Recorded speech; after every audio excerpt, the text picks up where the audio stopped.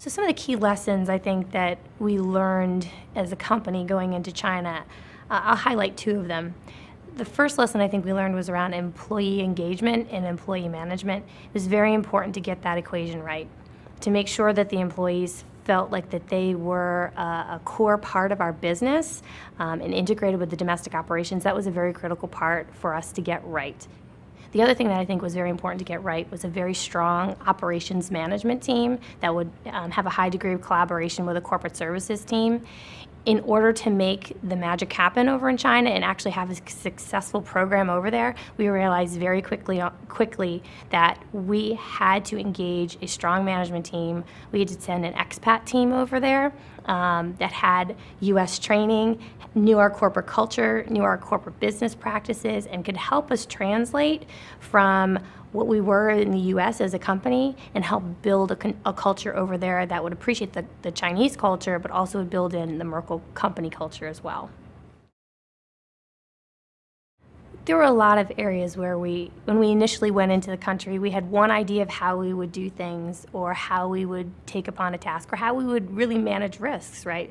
As you know, as a CPA and as somebody who's responsible for risk management at Merkle, we went in thinking that we had to be risk managers the way that we were risk managers in the U.S. And the really difficult thing for us to realize is the art of compromise. We weren't going to get everything that we traditionally would get in the U.S. We weren't able to transfer a lot of the risk onto, our clients or even our counterparts over there, the service providers that we were partnering with. That was something that we had to figure out the acceptable levels of risk. So that's an area that we very quickly realized when we went into China. We had to change that mindset and we had to change how we were approaching that. So I think doing business in China is a very evolutionary process.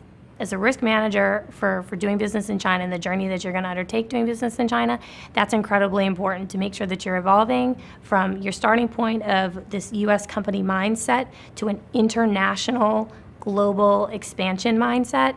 For example, our second-tier city that we just went into, Nanjing, as we were negotiating with those teams of people over there, they also have a very Chinese mindset. They weren't used to doing business with large international companies. So we had to bring them our broader experience of doing business internationally and the international considerations that have to take place in order for them to do business with us as well. So it's a learning process for them, it's a learning process for us, so both sides of the fence have to learn to figure out how they're going to work together.